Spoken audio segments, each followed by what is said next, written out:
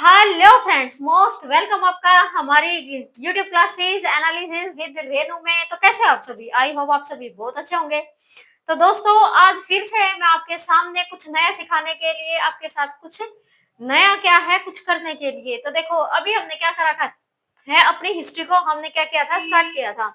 I hope आप तक मेरी वो वीडियो पहुंच गई होगी। अगर किसी ने कई कोई भी मैं नया यूट्यूब नई क्लास क्या है कोई देख रहा है, कोई बच्चा, तो क्या करे, वो पिछली क्लास को एक बार ले ले। उसमें क्या है, वैसे तो ये मतलब सिलेबस के अकॉर्डिंग तो हमारी क्या रहने वाली है, फर्स्ट क्लास ही रहने वाली है।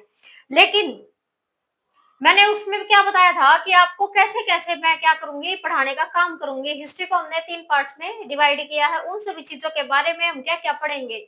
तो एक क्या होता है, हमारा मतलब ओवरव्यू मिल जाता है। तो मैं आपको इंट्रोडक्शन काफी अच्छे से दे चुकी। आई होप आपको काफी अच्छी लगी होगी वो क्लास। तो बढ़ते हैं हम अपने सिलेबस की, क्योंकि जल्दी जल्दी हमें क्या करना है, अपना सिलेबस खत्म करना है। तो इसी बात को लेते हुए आज मैं आपका फर्स्ट चैप्टर क्या है आपको कराने वाली हूँ। तो फर्स्ट चैप्टर में हमारा क्या रहने वाला है, प्राग ऐतिहासिक काल के बारे में आज हम पढ़ने वाले हैं।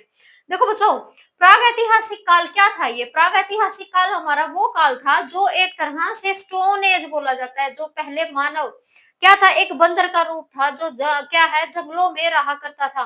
पूरी पृथ्वी पर क्या करता था, कहीं से कहीं वो भ्रमण करता था। तो इसी वजह से क्या हुआ, उसको किसी भी उसके माइंड का इतना विकास नहीं हुआ था। तो इसी वजह से क्या था, काफी ज्यादा मतलब क्या है, धीरे धीरे काफी सालों बाद उसके माइंड का क्या होता है, थोड़ा थोड़ा करके क्या है, एक विकास होता है, थोड़ा थोड़ा उसका डेवलप होता है। और आज के मानव तक क्या है, वो कैसे कैसे बढ़ने का काम करता है। तो ये सभी चीजें क्या है, हम इस चैप्टर में पढ़ने वाले हैं। तो छोटा सा क्या है हमारा ये चैप्टर रहता है, क्या है, ये छोटा सा हमारा चैप्टर होता है। लेकिन कुछ है, कुछ क्वेश्चन हमारे, एक दो क्वेश्चन इसमें से पूछ लिया जाता है। अगर क्वेश्चन भी, वैसे तो यहाँ से क्वेश्चन बहुत ज्यादा कम पूछे जाते हैं, लेकिन क्या है, देखो हमें एक ओवरव्यू के अकॉर्डिंग इन चीजों का पता होना चाहिए। हमें कोई क्या है, एक तरह से हिस्ट्री के विज्ञाता नहीं बनेंगे। जैसे क्वेश्चन हमारे क्या आते हैं, पेपर में आते हैं, तो उन्हीं के अकॉर्डिंग क्या करेंगे, हम अपना सिलेबस क्या करेंगे, पढ़ने का काम करेंगे। ठीक है। इसके बाद मैं सोच रही हूँ कि मैं लाइव आके आपको क्या कराऊंगी। जैसे मैंने आपको कोई भी चैप्टर कराया है, तो लाइव आके मैं आपको उसके क्वेश्चन आंसर कराने का काम करूंगी। तो देखते हैं क्या टाइम हमारा क्या है वो रहने वाला है। अगर आप मेरे को सजेशन दो कोई भी एक टाइम, तो देखते हैं उस टाइम अगर मेरे को पॉसिबल हो चुका हुआ तो मैं क्या करूंगी, आपको लाइव आके फिर उसमें क्वेश्चन आंसर जो लेसन पढ़ाऊंगी उसी के क्वेश्चन आंसर, उसी से रिलेटेड मैं क्या लेके आऊंगी, प्रीवियस ईयर क्वेश्चन आंसर आपके लिए लेकर आऊंगी। और वो सेशन हमारा क्या होगा, लाइव होगा। ये सेशन हमारा क्या है, ये रिकॉर्डिंग सेशन है। तो देखो, इसमें क्या है, प्राग ऐतिहासिक काल। ऐतिहासिक काल, ऐतिहासिक क्या होता है, इतिहास से लिया। इतिहास जो हमारा पुरानी बातें हैं, जो क्या है हमारा कल भी क्या हो गया, इतिहास हो गया। तो वही चीजें हमारी क्या है, ऐतिहासिक काल के अंदर आती है। सॉरी। देखो, इसको क्या पढ़ते हैं हम, इतिहास के पार्ट हमने कितने किए, 3 पार्ट्स में क्या किया, इसको हमने डिवाइड किया। कितने पार्ट्स में, 3 पार्ट्स में हमने इसको डिवाइड किया है। तो सबसे पहले हमारा क्या आ जाएगा, प्राग ऐतिहासिक काल। प्राग ऐतिहासिक काल, प्राग मतलब क्या है, प्री। जो हमारा क्या है, इतिहास से हमारा पहले देखा गया है, तो इसको क्या बोल देते हैं हम, प्राग ऐतिहासिक काल। इतिहास को हमने 3 पार्ट्स में डिवाइड किया है। कुछ इतिहास को तो हम क्या करते हैं, थोड़ा सा हमने क्या किया था, पढ़ा है। उन चीजों के हमें क्या मिले, एविडेंस मिले। देखो, इतिहास जो है हमारा, इतिहास हमारा क्या करता है, हमें कैसे हमारे इतिहास के बारे में पता चला। तो हमारे कहाँ कहाँ से हमें अवशेष मिले, कहाँ कहाँ से हमें एविडेंस मिले, कहाँ कहाँ से हमें साक्ष्य मिले। तो ये सारी चीजें क्या करती है, हमारे इतिहास को हम तक पहुंचाने का काम करती है। तो कुछ चीजें तो हमें मिली क्या है, लिखित में मिली। कुछ चीजें क्या है, लिखित के अंदर मिली, लेकिन उनको हम क्या है, बहुत सारी चीजों को पढ़ पाए। कुछ चीजें हमें लिखित में मिली, लेकिन उन चीजों को हम पढ़ नहीं पाए। और कुछ इतिहास ऐसे देखते हैं जिसके अंदर लिखना पढ़ना हमें कुछ नहीं था, तब के मानव को, मतलब तब के लिखित एविडेंस हमें बिल्कुल भी नहीं मिले। तो हम क्या बांटते हैं, इसको 3 पार्ट्स में डिवाइड करने का काम करते हैं। अब देखो, जो चीजें हमें लिखित में मिली तो उसको पढ़ के हमने क्या कर लिया, उससे आइडिया लगा लिया कि हाँ उस समाज में क्या था, ऐसा मानव हुआ करता था। जिस समाज में क्या है, एक तरह से लिखना तो लिख तो रखा है लोगों ने, तब के समाज के लोगों ने, तब के क्या है, एक तरह से सभ्यता के व्यक्तियों ने क्या है, चीजों को लिखा है, लेकिन हमारा क्या है, एक तरह से दुर्भाग्य है कि आज तक उन चीजों को पढ़ नहीं पाए। लेकिन तीसरी बात हमारी आ जाती है, ना तो लिखित में मिला और ना ही हम उसको पढ़ पाए। लिखित में नहीं है तो उसको पढ़ेंगे कैसे? तो क्या है, उसका पता चला हमें वहां के औजारों से। वहां की क्या है, एक तरह से जो भी जमीन में खोदी गई चीजें हैं, वहां के क्या है, एक तरह से जैसे जैसे औजार मिले। तो सबसे पहले जो मानव था, तो इतिहास को हमने क्या बांटा, थ्री पार्ट्स में बांटा। प्रागैतिहासिक काल जो स्टोन एज बोला जाता है, पूरा का पूरा स्टोन एज है हमारा। स्टोन मतलब पत्थरों का काल है। इस समय के पत्थर हमें कैसे मिलेंगे? इस समय के पत्थर हमें कुछ मिले, हमें क्या है, एक तरह से बिल्कुल गोल चकोर, कोई भी आकार नहीं है, बड़े बड़े पत्थर हमें देखने को मिले। और इसी समय हमें क्या मिले, उसके कुछ समय बाद हमें कैसे मिले, थोड़े से नुकीले, क्या हुए, हल्के से क्या कर दिए गए, वो नुकीले कर दिए गए। मतलब जो पहले वाला मानव था वो ऐसे ही पत्थर उठा के किसी जानवर को मारने के लिए क्या करता था, यूज करता था, क्योंकि जानवर को ही क्या करता था, वो कच्चे रूप में खाने का काम करता था।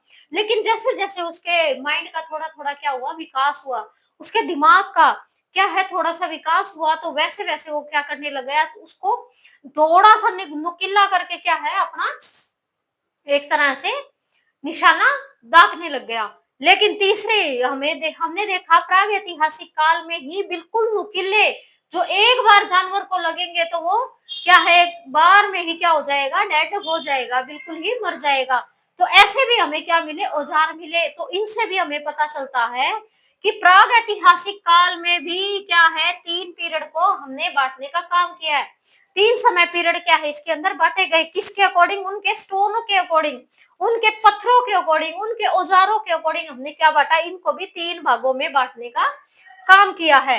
अब हमारा देखो इसके अंदर क्या है, ना तो हमें लिखित एविडेंस मिले, ना ही हम इनको पढ़ पाए, तो वो हमारे क्या हो जाएंगे, प्राग ऐतिहासिक काल हो जाएगा। एक है हमारा अर्ध ऐतिहासिक काल, जिसके अंदर हमें लिखित एविडेंस भी मिले,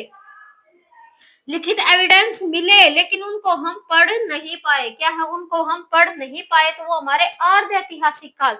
जैसे कि हम देखते हैं, इसके बाद हमारे क्या आ जाएगा, हड़प्पा सभ्यता। इसके अंदर हमें देखने को मिलेगी, हड़प्पा सभ्यता के अंदर हमें सिंबल्स मिलते हैं, कैसे, जैसे मछली के आकार के क्या मिलेंगे हमें, ऐसे सिंबल्स उसमें देखने को मिलेंगे कि, ठीक है। और काफी कुछ उसके अंदर, जैसे मतलब क्या है, उनके चित्रनुमा उनकी क्या थी, लिपि थी। क्या चित्रनुमा लिपि है, जिसकी भाषा को हम आज तक पढ़ नहीं पाए। तो वही हमारा क्या हो जाएगा, अर्ध ऐतिहासिक काल हो जाएगा। फिर हमारा ऐतिहासिक काल हमें वो चीजें हैं हमारी, जिसके अंदर हमें क्या है, एविडेंस मिले और उनको हम पढ़ भी पाए, तो क्या हो जाएगा, हमारा ऐतिहासिक काल हो जाएगा। क्या हो जाएगा, ऐतिहासिक काल हो जाएगा। ठीक है, तो हमारे क्या है, ये इस के अकॉर्डिंग क्या करोगे आप, इसमें बांटने का काम करोगे, इतिहास के अकॉर्डिंग। अब मैंने आपको बताया कि हमारे प्राग ऐतिहासिक काल को भी हमने क्या बांटा, तीन भागों में बांटने का काम किया।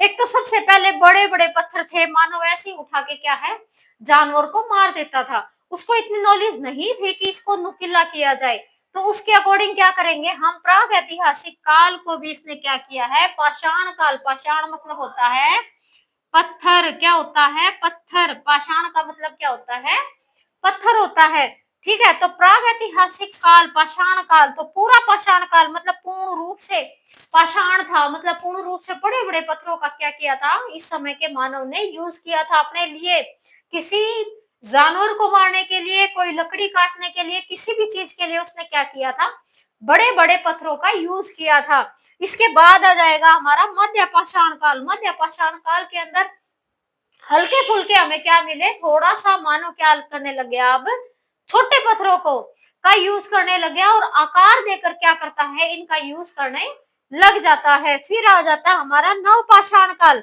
अब देखो मध्य पाषाण काल के अंदर मानव के अंदर इतनी मतलब क्या है, बुद्धि आ जाती है, वो पशुपालन करना क्या कर देता है, शुरू कर देता है। ये भी आपकी क्या है, ये बड़ी जीत मानव की देखी जाती है। मतलब मानव क्या है, एक तरह से हल्का हल्का अभी उसने स्थायी जीवन जीना स्टार्ट नहीं किया है मध्य पाषाण काल में, उसने पशुपालन क्या कर दिया था, स्टार्ट कर दिया था। और सबसे पहले उन्होंने क्या किया था, पहिए का आविष्कार किया था, मतलब पहिया बनाने का काम किया था साधन के रूप में पशुपालन के बाद। अब है इनका नवपाषाण काल। नवपाषाण काल के अंदर क्या हुआ है, मानव ने अपना धीरे धीरे क्या है, स्थायी जीवन, पशुपालन करना, खेती करना, हल्की हल्की क्या है, एक तरह से खेती करना, ये सारी चीजें, और अपने हथियारों को बिल्कुल नुकीला बनाने का क्या कर दिया था, उसने शुरू कर दिया था। क्योंकि क्या है, वो एक जगह रहेगा तो जंगली जानवर क्या आएंगे, उसको खाने के लिए आएंगे, उसको मतलब शिकार करने के लिए आएंगे। तो इसी वजह से उसने कुत्ता पालना क्या कर दिया था, स्टार्ट कर दिया था। अपनी रक्षा के लिए क्या करता था, वो कुत्ते का पालन करना लग गया था। ठीक है, तो ये क्या है, हमारे यहाँ पर बिल्कुल क्या हो जाएंगे, उसके हथियार नुकीले हो जाएंगे। आई होप आपको ये कॉन्सेप्ट भी क्लियर हो गया होगा। तो देखो, पूरा पाषाण काल की कुछ जगहों को हम क्या कर लेते हैं, देख लेते हैं, क्योंकि यहाँ से हमारा पेपर में क्वेश्चन पूछे जाते हैं। देखो, इसको थोड़ा सा स्पीडली करेंगे लेकिन काफी अच्छे से करेंगे। पाषाण काल का आरंभिक काल, पूरा पाषाण काल से क्या हमारा, पाषाण काल का आरंभिक मतलब शुरुआत की बात हमारे पाषाण काल की कहाँ से मानी जाती है, पूरा पाषाण काल से मानी जाती है।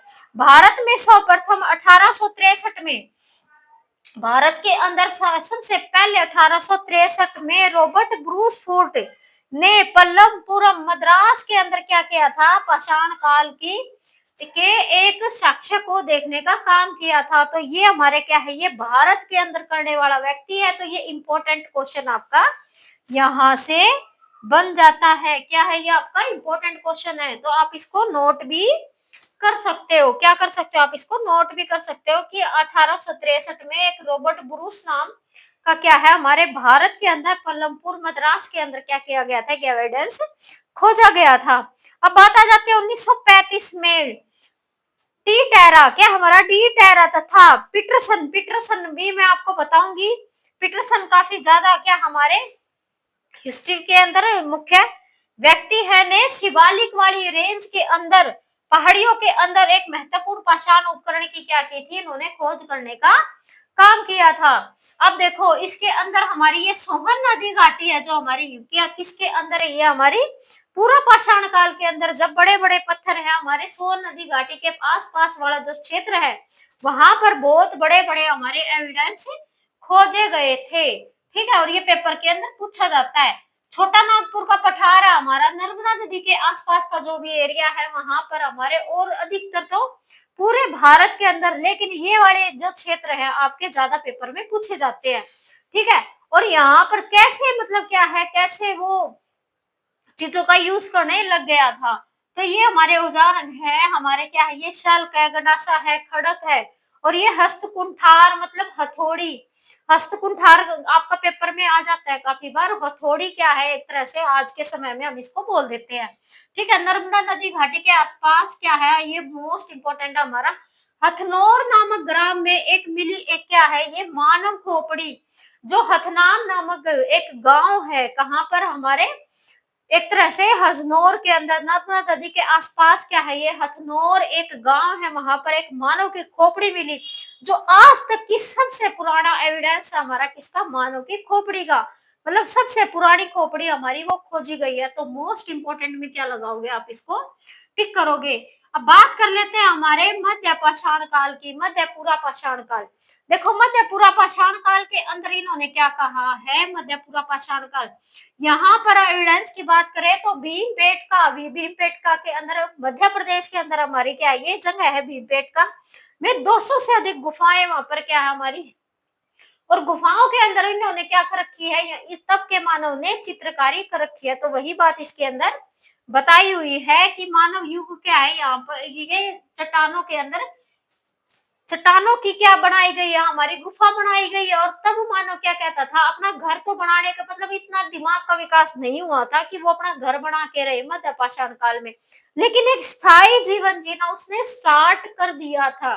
क्या है, उसने स्थायी जीवन स्टार्ट कर दिया था कि वो क्या है, जंगलों से मतलब क्या जंगली जानवरों से बचने के लिए, बारिश से बचने के लिए, साथ में क्या है ये हमारे जो भी और मौसम क्या होता है ये चेंज होता है। तो इन सभी चीज़ों से बचने के लिए उसने क्या किया था गुफ़ाओं में रहना स्टार्ट कर दिया था और गुफ़ाओं के अंदर उसने क्या बनाई है मतलब हल्की-फुल्की चित्रकारी बनाई है। क्या बनाई है? हल्की-फुल्की मतलब ऐसे कुछ उन्होंने क्या बना रखा है, चित्रकारी बना रखी है। ठीक है? ज़्यादा कुछ तो है नहीं लेकिन ऐसा ही कुछ उन्होंने बना रखा है और तब के मानव को देखते हुए ये क्या थी ये ड्राइंग उनकी बहुत बड़ी बात थी। ठीक है? तो ये क्या हमारा निडरथल मानव युग क्या है ये हमारा बोला जाता था।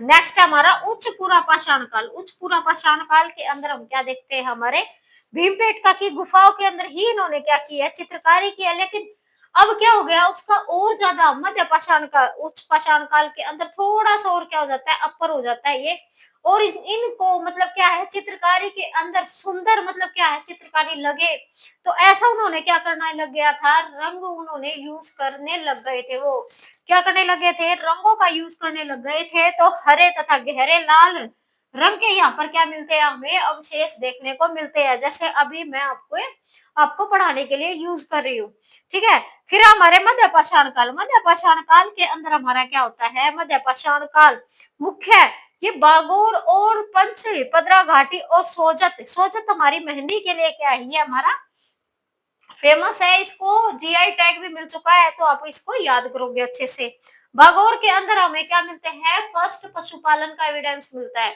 आप से जो भी बातें मैं बोल रही हूँ वो आपके लिए क्या रहने वाली है मोस्ट इंपोर्टेंट रहने वाली है यहाँ पर मैंने नोट नहीं की लेकिन आपको ये चीजें क्या करनी है अपने नोट करनी है ठीक है बागोर के अंदर फर्स्ट हमें क्या मिलता है पशुपालन का एविडेंस मिलता है सोजत की हमारी मेहंदी बहुत ज्यादा क्या है ये फेमस फेमस है बलसाना हमारा क्या है ये उत्तर प्रदेश वाले क्षेत्र में जो हम क्या बोल देते हैं उत्तर प्रदेश वाले क्षेत्र में हमारा बलसाना आता है आदमगढ़ से हमारी क्या है ये खेती के एविडेंस हमें देखने को मिलते हैं ठीक है तो यहाँ पर हमारे क्या हो गया था एक तरह से मध्य पाषाण काल के अंदर छोटे छोटे औजारों का छोटे छोटे पत्थरों का क्या करने लगे थे ये यूज करने लगे थे क्या ये यूज करने लगे थे मध्य पाषाण काल में उपकरणों का क्या करने लगे थे ये यूज करने लगे थे मतलब पहले तो क्या था बिल्कुल पत्थरों का यूज करते थे औजारों में अब धीरे धीरे इन्होंने क्या करने लग गया अब ये धीरे धीरे क्या हो जाएंगे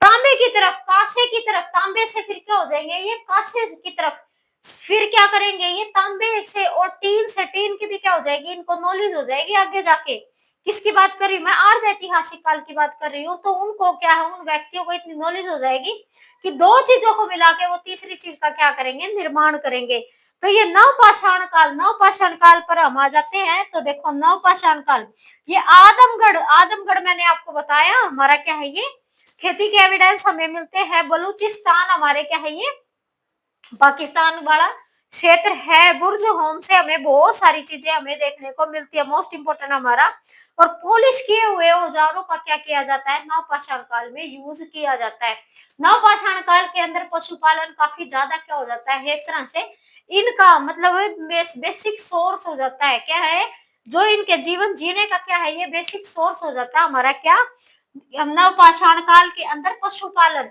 और साथ में ही क्या हो जाता है अब नवपाषाण काल में ये नाव भी बनाएंगे क्या बनाएंगे अब नाव बनाएंगे स्थायी जीवन बिल्कुल क्या करेंगे ये ग्रुप में रहना स्टार्ट करेंगे स्थायी जीवन जीना बहुत अच्छे से क्या करेंगे अपना खेती करना क्या कर देंगे ये स्टार्ट कर देंगे ठीक है तो नवपाषाण काल के कुछ समय बाद ही हमारी क्या आ जाती है फिर हड़प्पा सभ्यता हमें देखने को मिलती है तो देखते हैं फिर हम क्या है कैसे कैसे हमारे जो ये पूर्वज थे कैसे कैसे हमारे क्या है धरती के परिवर्तन के साथ साथ इन्होंने क्या किया अपने शरीर को अपने दिमाग को भी क्या किया इन्होंने विकसित करने का काम किया तो चलते हैं तो क्लास आपको कैसी लगी ये आपको कमेंट बॉक्स में बताना है तो मिलते हैं नेक्स्ट क्लास में वीडियो को आपको ज्यादा से ज्यादा लाइक शेयर और सब्सक्राइब भी करना है अगर आपको पीडीएफ चाहिए वैसे तो मैं पीडीएफ डालूंगी आज से स्टार्ट करूंगी और मेरे को जरूर से जरूर आपको बताना है कि मैं आपकी तो जो क्वेश्चन आंसर की जो सीरीज मैं आपके लिए शुरू करना चाह रही हूँ तो क्या टाइम मैं आपका उसके लिए रखूं ठीक है तो ये मेरे क्या है एक तरह से और कमेंट करके आपको क्लास के बारे में जरूर से जरूर बताना है तो मिलते हैं नेक्स्ट क्लास में तब तक के लिए गुड बाय थैंक यू